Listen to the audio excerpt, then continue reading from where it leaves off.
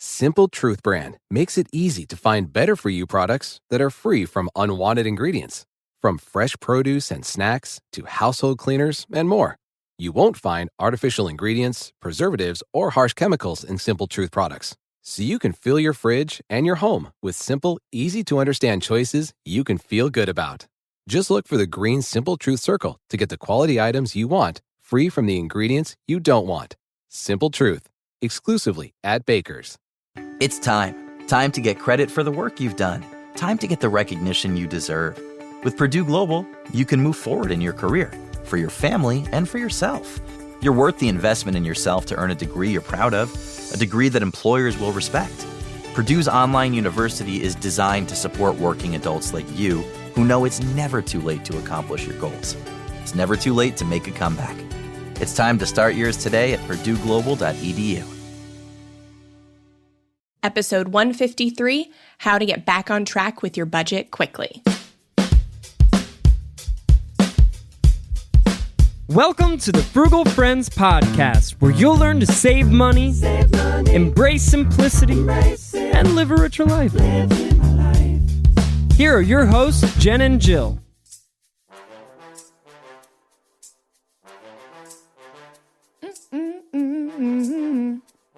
Welcome to the Frugal Friends podcast. My name is Jen. My name is Jill. And welcome to a budgeting episode on the Frugal Friends podcast. You didn't expect it. No, of course. Here it is, another budgeting episode. Yes. Today specifically, we're talking about how to get back on track quickly. We're not going over how to budget.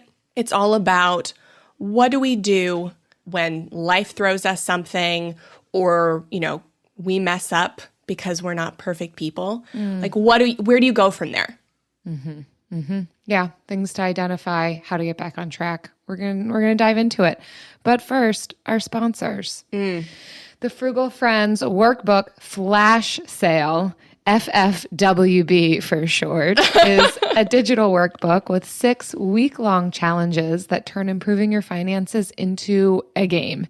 You'll get 60 pages of teaching and implementation guidance on topics ranging from decluttering and increasing your income to having healthy conversations about money. And while it can be completed on your own, it is created to be gone through in pairs or small groups. So that's why every purchase comes with 2 downloads. You heard that right. Buy one, get one. Today is the last day to take advantage of this deal. So head to frugalfriendspodcast.com/workbook to get the workbook for 40% off. It's already priced real good. So that's real good. No code needed. That's frugalfriendspodcast.com/workbook. Awesome. And this episode's also brought to you by All and Nothing. Do you mess up or experience unexpected life events? First, congratulations. You are a human living in the real world. Second, All and Nothing want you to know that you don't have to choose between them. There is a third option, and it's called doing the best you can. Remember, the next time you experience events that are suboptimal, that you don't have to be all or nothing. You can do the best you can. Ooh, what a nice little pep talk as a sponsor. Thanks, Yes. All and Nothing. All coming together. You don't usually see them coming together. They're on opposite ends of the spectrum. So really beautiful when you can get 2 instances that don't typically agree to come together for something. So it's beautiful. So true. Well done landing that sponsor, Jen. Thank you. I'm really proud. All right. So we have got 2 articles from the interwebs that we have searched and we have found acceptable to relay back to you. And we are going to talk through them because they both have really great information on getting back on track with money and your budget. So this first one is from our good friend Allison Baggerly over at inspiredbudget.com. I promise you we did not just pick this one because she is our friend and that she was the co-host for the show when I was on maternity leave. But she really does have the first article on Google on this topic. And she gives some really great strategic recommendations. What did you think, Jill? Oh, it's great. And I won't lie, I am partial. She was my co-host when you left me to have a baby. So yeah, I think she's great. I think she gives great tips. I think that she really did well to succinctly explain why this might happen for us when we fall off track with our budget, and then some real tangible ways to get back on track. And we want to go through all 5 of the things that she listed out. So the first one, as you can imagine, we have to face the problem. We have to identify what the problem is, what got us off track.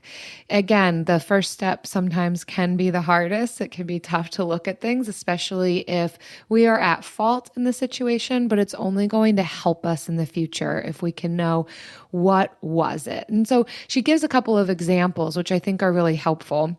Was it that you wanted to keep up with your friends with either what they own or what they're doing? Was it an unexpected expense that kind of threw off your budget? Or were you unprepared that month and didn't actually write out a budget and then ended up spending more than what you earned? Did you cave to an impulse spend? So kind of thinking through, and so those are kind of a good start to consider, what was it for me?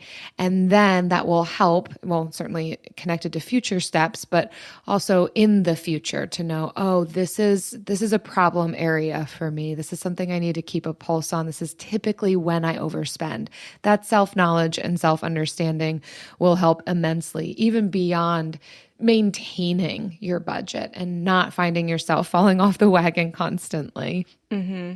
I think another important tip to add to this is to separate yourself from the problem, because a lot of times we can encounter these problems and we think that they are attached to our identity, like something unexpected popped up because I did something, or I'm just not capable of overcoming my mistake, stuff like that.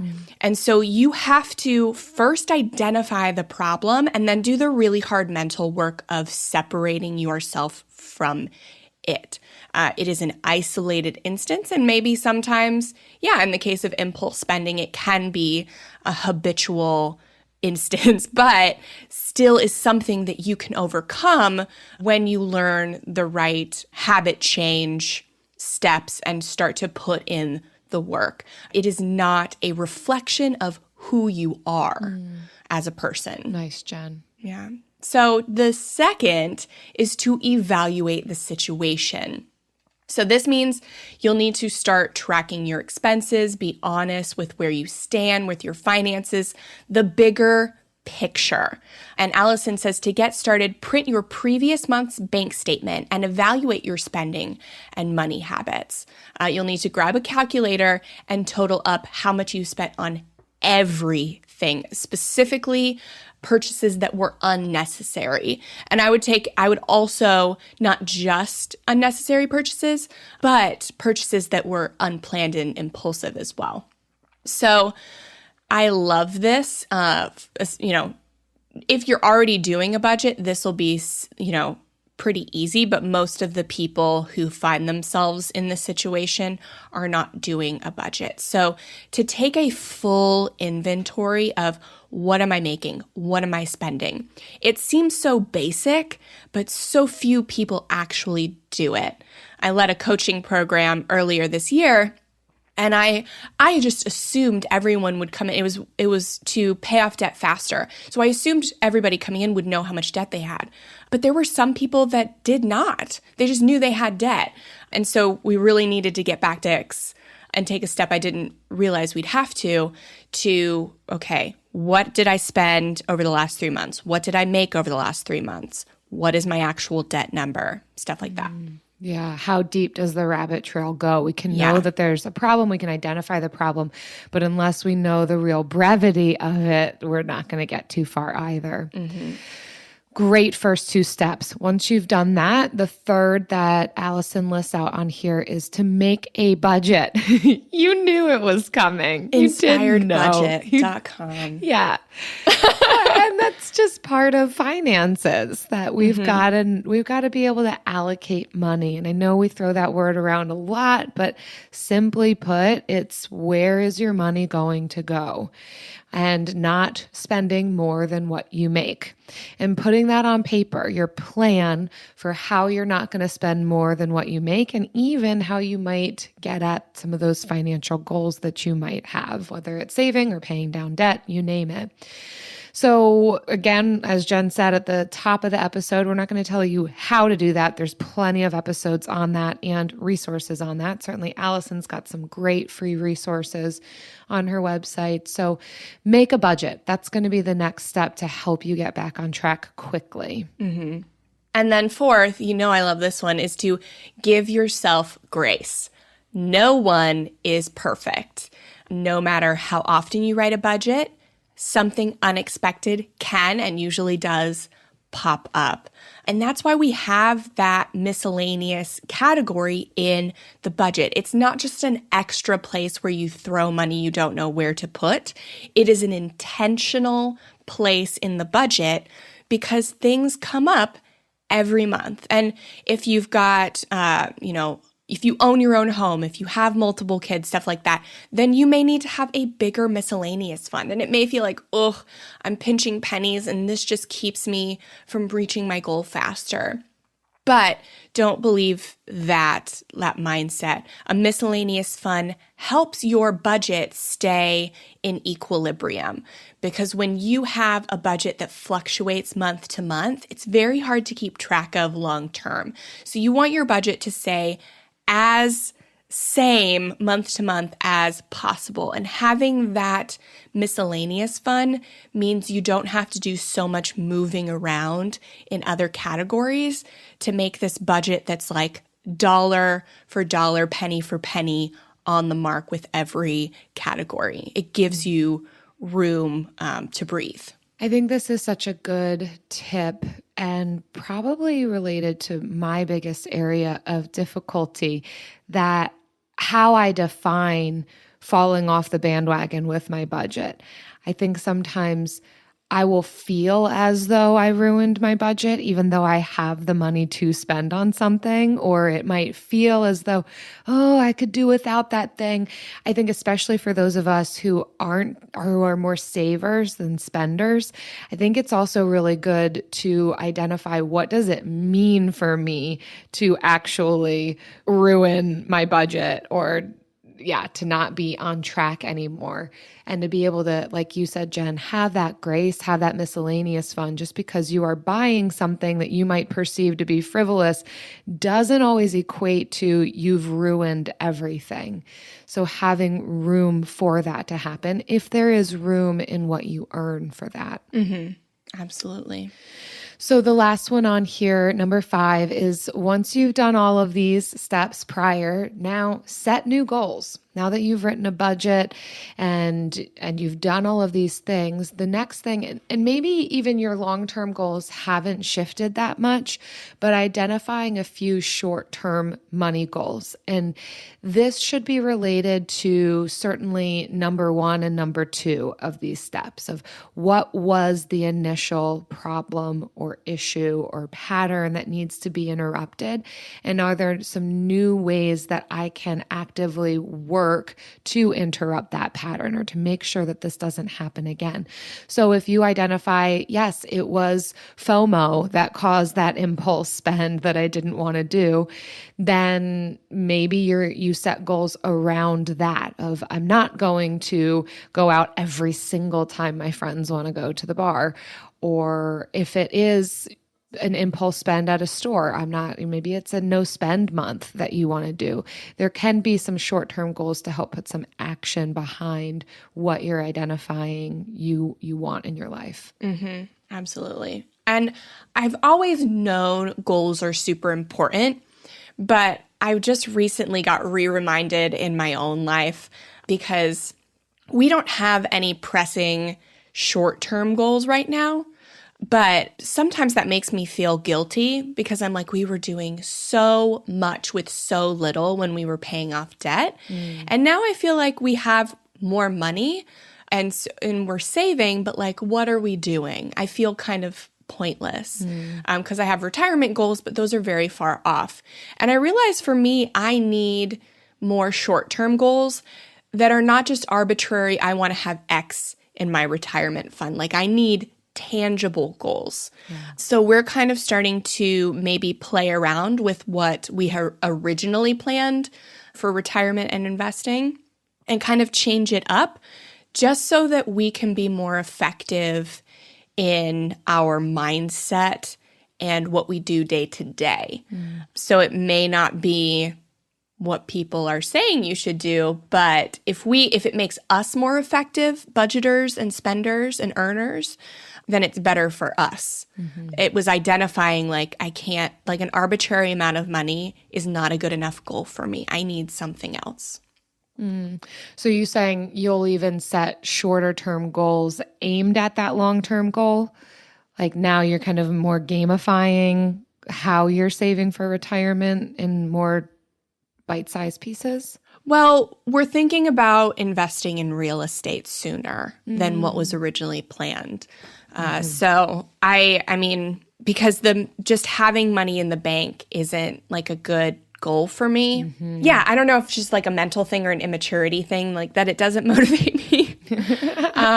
But I think doing something with the money is going to be more motivating for me.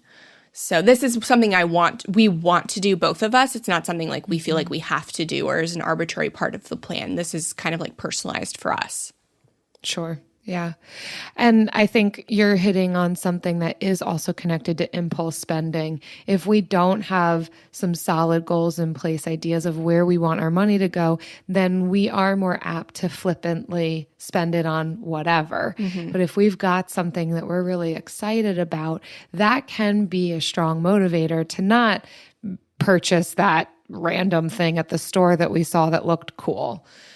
So yeah, I think what you're saying helps with that. Yeah. And this also comes down to it doesn't have to just be real estate. It can just be like knowing what you value and having goals based around your values. Those can be really great short-term goals.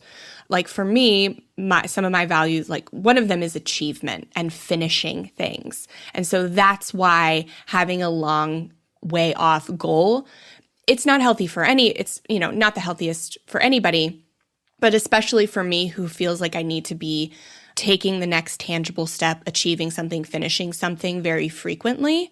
I'm also an Enneagram 3, so that kind of like goes with that value. I need to have shorter term tangible goals. So I highly recommend you find what your core values are and make some new goals around those. Those can be really helpful for short-term goals. So like maybe you want to be very generous, but you see that your budget and your spending has not indicated that you value generosity, but in your heart you do. So maybe your goal is to increase your giving to wherever by 1 to 5% or give to a new place, something like that. Goals don't have to just be numbers in the bank. AI might be the most important new computer technology ever. It's storming every industry, and literally billions of dollars are being invested. So, buckle up. The problem is that AI needs a lot of speed and processing power. So, how do you compete without costs spiraling out of control?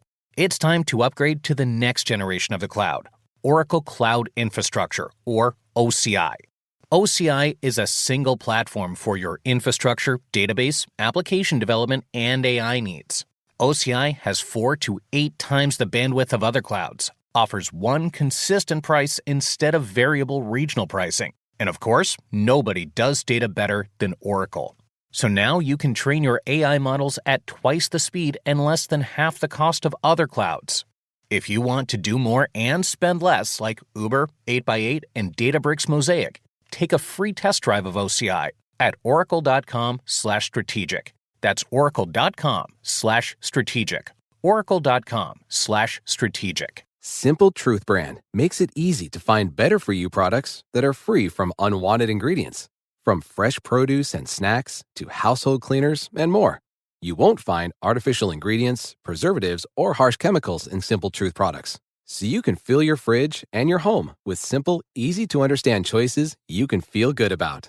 Just look for the green Simple Truth circle to get the quality items you want, free from the ingredients you don't want. Simple Truth, exclusively at Baker's. Yeah. All right. So that is our first one. So thank you, Allison, for that beautiful masterpiece. The next is from Living Well, Spending Less. And it's another list of 5 like simple ways to get back on track. But instead of strategy, these are more like concrete action tips. Yeah. Yeah. So we'll get into it. The first one is to freeze your spending. I am particularly keen on this one because she says freeze your spending, and I would call it a no spend challenge. And I know everybody in our Facebook group and listeners love no spend challenges. So if you have gotten into spend mode or something big has happened and you need money fast, a really great tangible way to do that is to just take a spending freeze. It's a not a spending spree. Unspending spree. And just take 30 days away from discretionary spending. So people ask all the time, when I do a no spend challenge, like, what do I do about my bills? What do I do about gas? And I'm like, you're not impulse spending gas. So you look at the things that you're more prone to impulse spend, habit spend, mindless spend, emotional spend, all of those categories, and you stop spending on those things. Yeah. Food is kind of like the biggest issue because we still have to buy food. So it's like you can't avoid the grocery store, but you can avoid things that are not on your list, not in your meal plan, and not within the confines of the budget. So, but some people choose to do a pantry challenge on a no spend challenge where they just eat out of their pantry. I have never kept enough food on hand to do that, but it is definitely a thing you can do. So freezing You're your not ready spending. for the apocalypse, Jen. I am not. No, we don't have a lot of storage in our kitchen already. Like we don't have a pantry. We have 3 cabinets. Yeah. 4. Well, that is true. the 4th one is just all like small appliances. So we just have a cabinet and a half for food. That's all. Yeah. A cabinet and a half and then whatever's in our fridge. So, and we're fine with that. That's good for you us make it now. work. Yeah. Just won't come to your house when the world falls apart. Yeah, no. We have to figure out whose house we're going to go to for that. Let's do that in the after show. Okay. The second one on this is to save on food. And I really appreciate that this is on here. It doesn't state this, but I'm imagining because this is one of the biggest areas of overspending is on food and groceries. And it is the one that we have degrees of control over. Certainly, we spend a lot on rent or mortgage and utilities, but those are not as easily fluctuating. So food is usually the area of greatest difficulty and the area where we have the most potential to rein it in. Now, I will say with this, the author of this article is really harping on coupons. If you're a couponer, hats off to you. That is not the route that I take or necessarily what I would recommend spending a ton of time on. I don't see the savings being worth it for the amount of time that it takes to do this and the lack of flexibility of where you can shop when you've got coupons at different stores. Anyhow, that's a whole other conversation that we do have on various episodes, but the ultimate foundation of this concept is to save on food. And we've got plenty of episodes on how to do that, again, because it is our number one area of overspending. So check out some episodes on that. Certainly, like Jen said, consider a pantry challenge if you do have more than 1.5 cupboards for your food.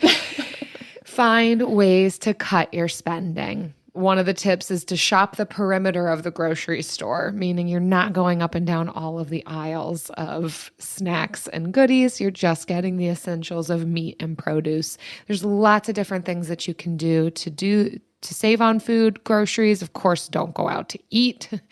Do a month of no restaurants, whatever it takes. Really consider this area if you want to get back on track with your budget quickly. Yes. The third one is one that I don't agree. It's the only one that I think is dated, but I have an alternative solution. So she says donate items for a tax write-off. I will say donate items, clean out your house, get your house all minimalized and simplified. Donate these things to your Buy Nothing group, because if you are spending time decluttering your house, you are not spending time spending money. Like, it is a great time filler. And when your house is less cluttered, you actually feel less of a need to buy things. So when you feel like, okay, my living room decor is finished, like I have completed decorating this room, when you see a candle or a eucalyptus wreath or something like online, you don't feel as much motivation to buy it because you don't feel like, oh, I just need one more thing to finish this decor. So that's just one example that when you declutter and you simplify, it can help you spend less money. And putting things on your Buy Nothing group takes way more time than donating it to the thrift store. So it's not right for every situation, but it takes time, and that's going to keep you from going to TJ Maxx, and that's my goal. So that is my amendment to number 3. I like it. Number 4 is return or sell items you don't need. I like the direction that this one's going, because it's not just saying, how do we rein in our budget, which we talked about with Allison's article, but also how can you potentially bring in some money or put money back into your pockets as you're trying to get back on track with your budget. I really like this idea of returning items. I realize that it's not always possible, but sometimes we do have things lying around that still have tags on them, or that we thought we were going to use that we didn't, that can be returned, even if we don't have a receipt for them. So really consider that. I know for myself, I have a constant return pile in the trunk of my car. And I make sure to keep my receipts, specifically when I go shopping and I get things that might be outside the perimeter of quote unquote needs, might be a little bit more of luxury items. But if I decide when I get back home, you know what, actually that doesn't work, I've made sure I didn't immediately throw out my receipt. And then I just put it right back into the back of my trunk with the receipt taped to it. Done. We're ready to get money back. And of course, if that's not possible, consider selling your items, whether that's on Facebook Marketplace or some other platform, or even local yard sale groups. Certainly it's a great idea, especially as you link that with Jen's tip of just decluttering, minimizing. That can really jumpstart you in getting back on track if you can get money back. Yeah, it's like when you have a fresh start physically, it translates to a fresh start mentally. So if you're mid-month and you fall off, then create some kind of physical fresh start, even if it's small, and you will feel a renewed motivation mentally to jump back on your budget. It's funny how that happens, but it's absolutely true. The last one on this list is to tell your money where to go. So another one saying you got to make a budget. So, and she says, if your budget seems to be spiraling out of control, then it's time to crack down and find out exactly where your money is going.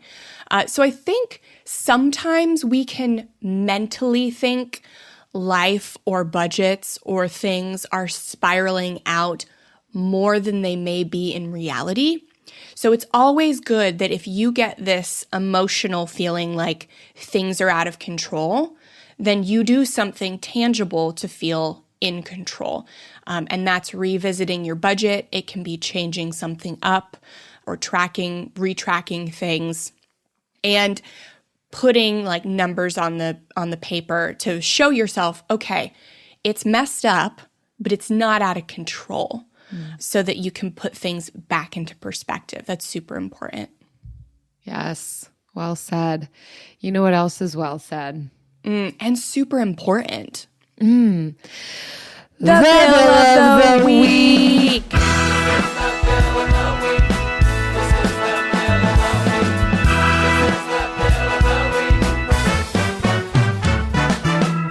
That's right. It's time for the best minute of your entire week. Maybe a baby was born and his name is William. Maybe you paid off your mortgage. Maybe your car died and you're happy to not have to pay that bill anymore. Duck bills, Buffalo Bills, Bill Clinton. This is the bill of the week. So before we play this bill, we want to say sorry to everyone. We are very behind, and we're about 6 months behind with playing bills. So for the next few weeks, months, I don't know, we are going to double up. And if it doesn't go well the first weeks, maybe we won't. But we're going to double up for a little bit so we can make sure we play every single bill before you stop listening to the podcast. Yes. It's so funny because we had issues. We had to beg people for bills of the week, and now we're really backed up, but we want your voices to be heard. Yes. And so here is bill number 1. Hey, Frugal friends. This is Ali from Sydney, Australia. My bill of the week is that once a week I pay for my mother-in-law to come and clean my apartment. She is a stay-at-home mum with her younger kids, and so giving her that extra cash feels really good, and she is an amazing cleaner.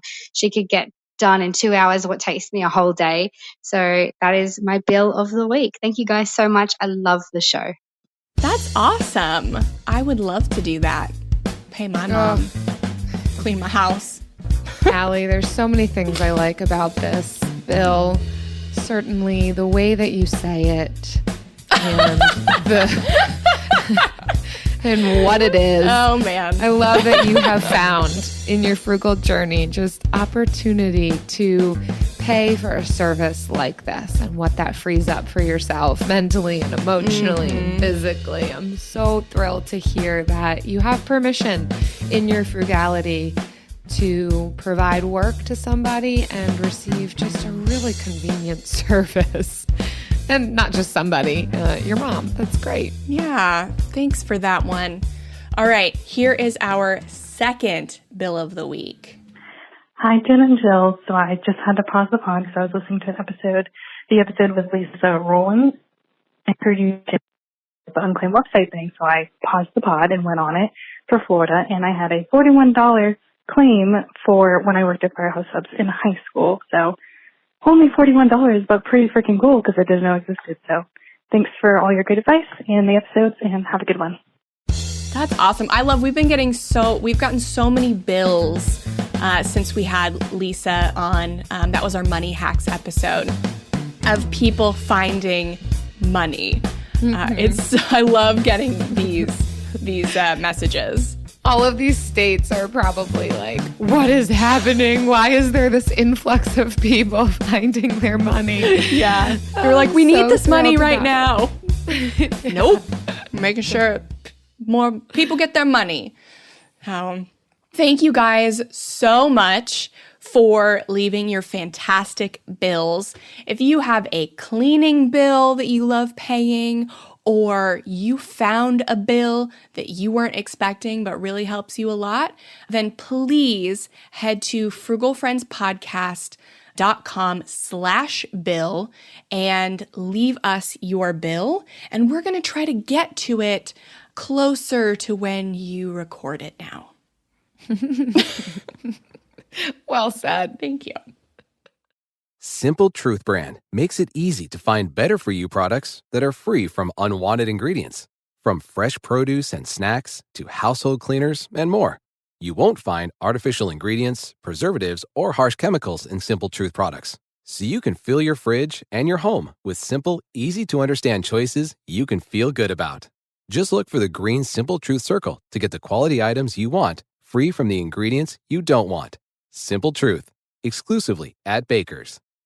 Hi, I'm Martine Hackett, and I'm hosting the second season of Untold Stories, Life with a Severe Autoimmune Condition, a production from Ruby Studio in partnership with Argenix. Sharing real stories of MG, CIDP, and other autoimmune conditions, we hope to share inspiration and educate the larger community about these severe and often overlooked conditions. I can't fix this. I can't cure this. And, I'll take my treatment day by day, but I want to try to be engaged, be involved, or be as helpful as I feel I can with the limitations I have of working full time to children. So I participate in market research to provide information to hopefully benefit others, because it's a small margin of people that have the myasthenia, but then to get pregnant, it's an even more narrow margin. And you can't ever have too much information as an epidemiologist. Yeah, exactly right. Listen to Untold Stories, Life with a Severe Autoimmune Condition on the iHeartRadio app or wherever you get your podcasts. Now it's time for the lightning round. Well, we all have stories. And while we could probably share budgeting stories all day, we wanted to specifically tell some stories about getting back on the wagon with budgeting. Nestle in. Yes. Get comfy, cozy. It's story time. Yes. And Jill, I'd love for you to go first because you're a much better budgeter than I am. So you'd have a better story. And yet this is still vulnerable for me, but it's good. It's necessary for people to know that we've not arrived. We're not perfect. Yes, I do. I budget. I budget every 2 weeks related to the money that we make every 2 weeks. And still so much can happen in 2 weeks.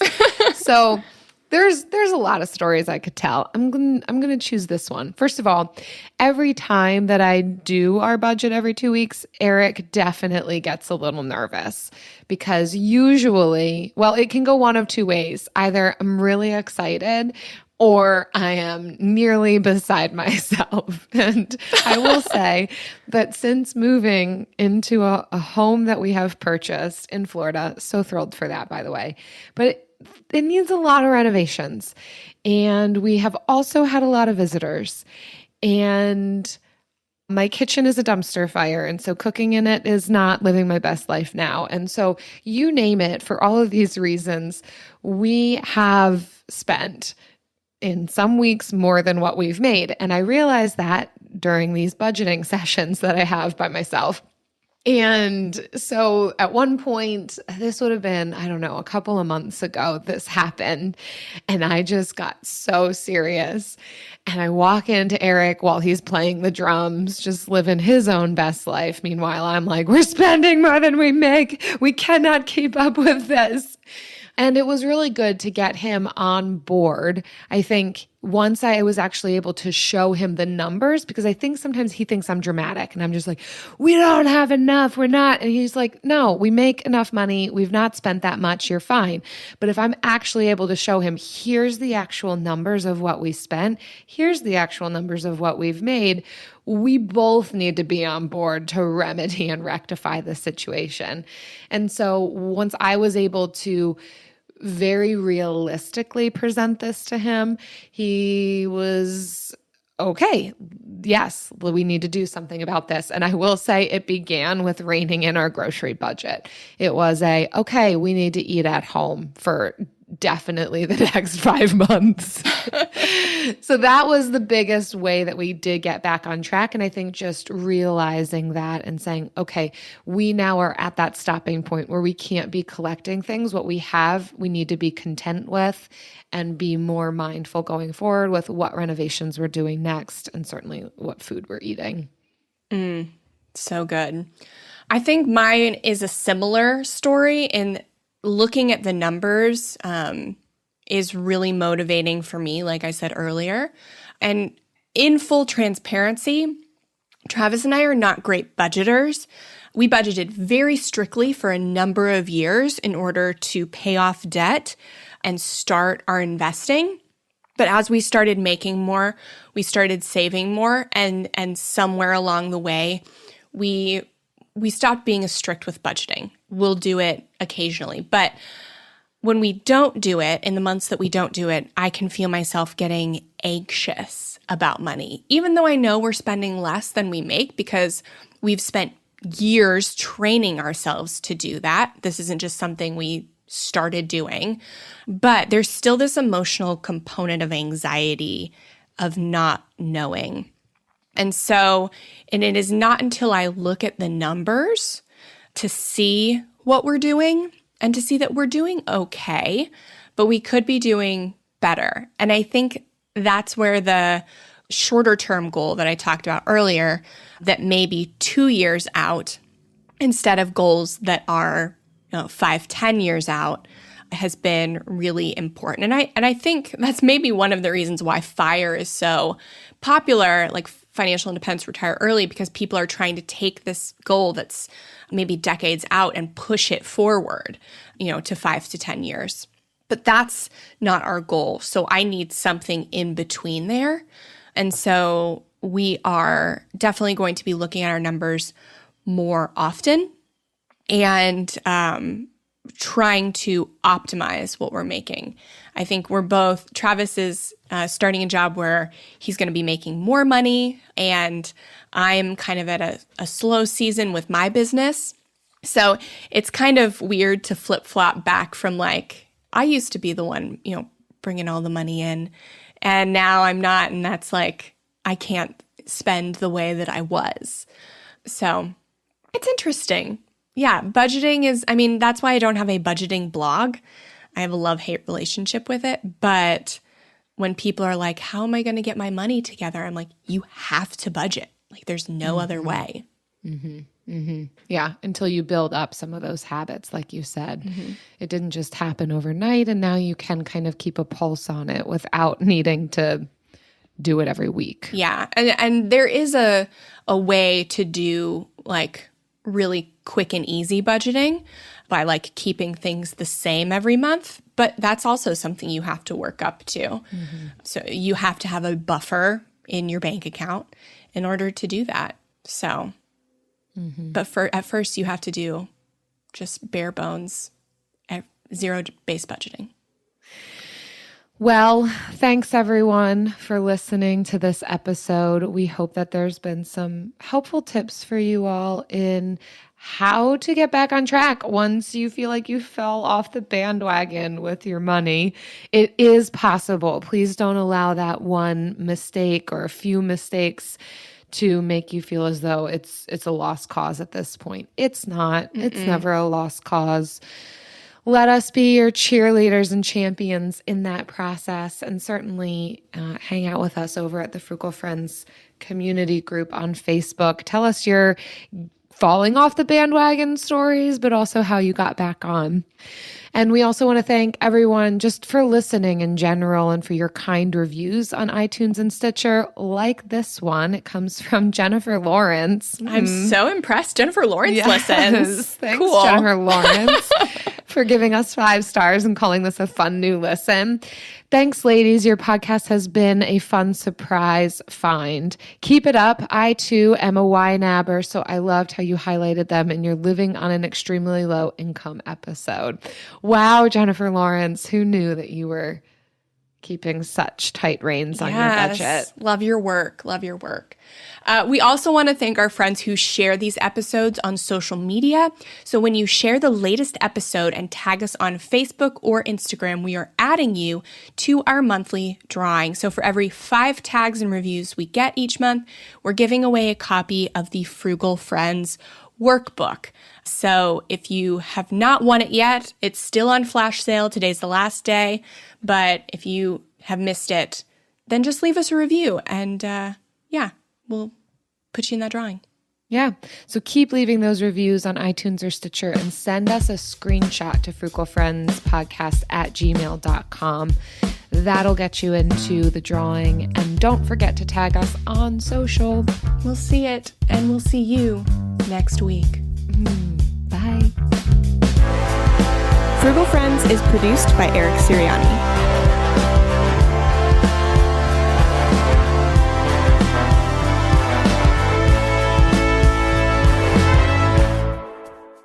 Okay, Whose house for the is apocalypse? I mean, I'll just tell you straight up, Travis's parents' farm. Oh, yeah, that's smart. If we can make it up there, it is an hour. If it's in a pinch, I might go to Joseph and Jess's house because I feel like Joseph will spare no expense in, and they both like professionally shoot guns. You know, they're good at it. Oh, yeah. Wow, you're thinking, okay, you're going there with it. I'm like, thinking apocalypse. On. What are you thinking? I mean, apocalypse can just mean that the world is ending. It doesn't mean that we have to kill people.